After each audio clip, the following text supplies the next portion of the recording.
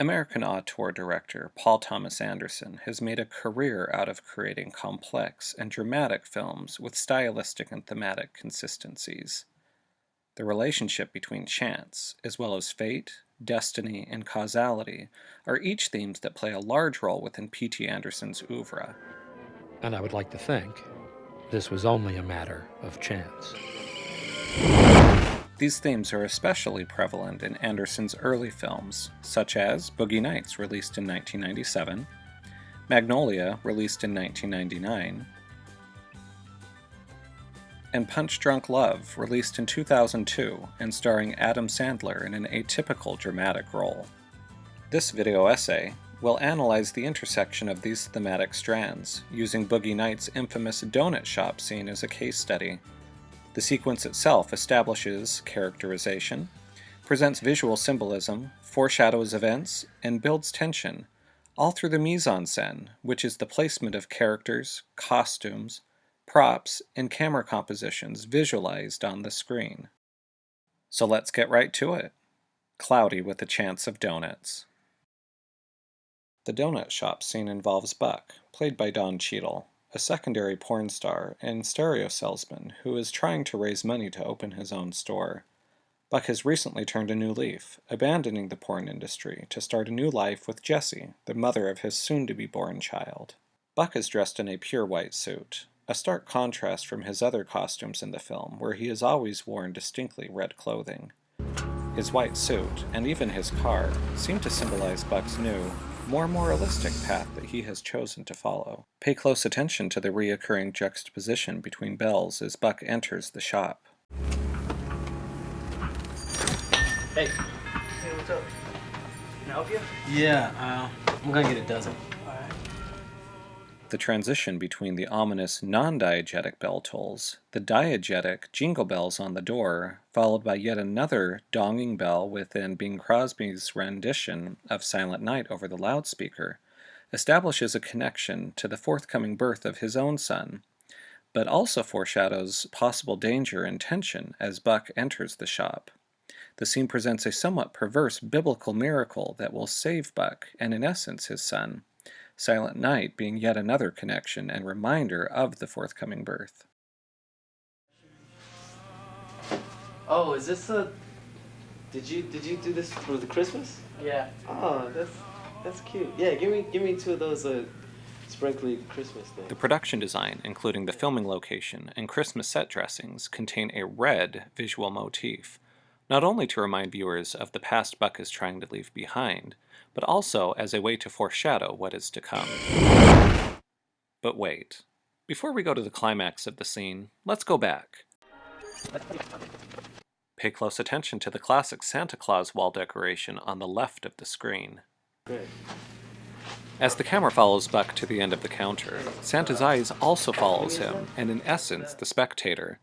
This visual trick seems to bring to life every child's fear that Santa's always watching. Santa could also be seen as an all-knowing spiritual figure who through fate, or perhaps chance, will offer Buck a present. Or it could just be a meaningless Christmas prop. But wait. Back at the scene. Alright, motherfucker, empty the cash register now! At this point, viewers might have forgotten, or not noticed at all, that there was another customer present in the donut shop when Buck entered, wearing a red hat no less. No, motherfucker. Empty the safe too, asshole. And I ain't got all night. Did you see that? You may have noticed that Anderson and his editor, Dylan Teichner, frequently cut in threes. In case you missed it, here it is again. 1, 2, 3. And here is another example from the shots directly following the donut shop scene. 1, 2, and 3. The continuation of the red motif should also be obvious. The three differing forms of bells when Buck entered the shop also emphasize this motif of 3. Each use does quicken the pace and build tension, but what each instance has in common is setting a visual and auditory precedent foreshadowing blood and violence involving 3 individuals. Who those 3 individuals will be is all a matter of chance. Or is it?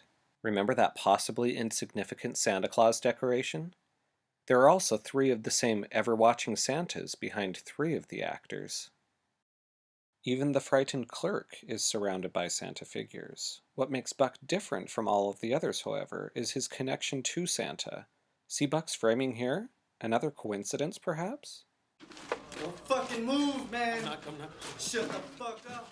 As framed again in a longer shot, Buck seems to have become Santa, or at least protected by him. You shut the And finally, the long foreshadowed moment. Give me this Again.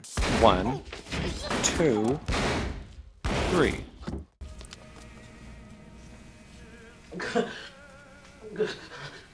We've come to the point where we first came in, this time depicted from a God's eye point of view, overlooking the carnage, with Silent Night ironically declaring sleep in heavenly peace. Buck's pristinely white suit has become tainted.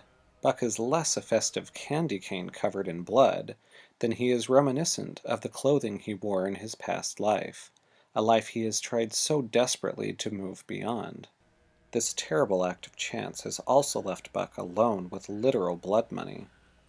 This is money he so desperately needs to start his stereo business after being rejected for a loan from multiple bankers.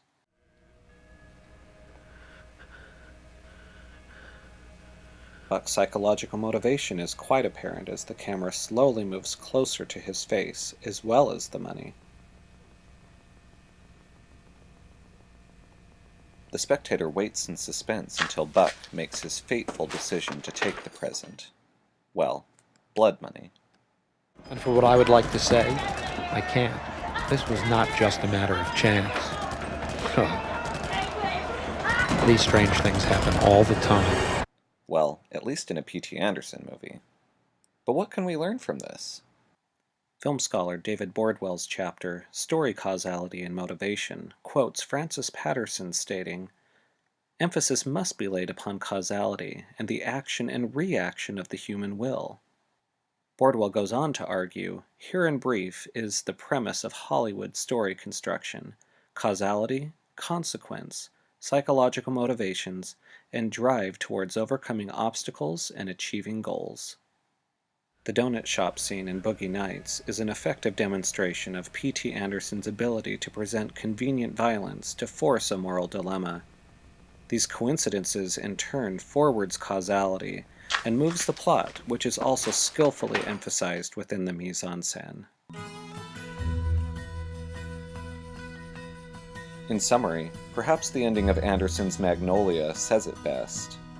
There are stories of coincidence and chance and intersections and strange things told, and which is which and who only knows.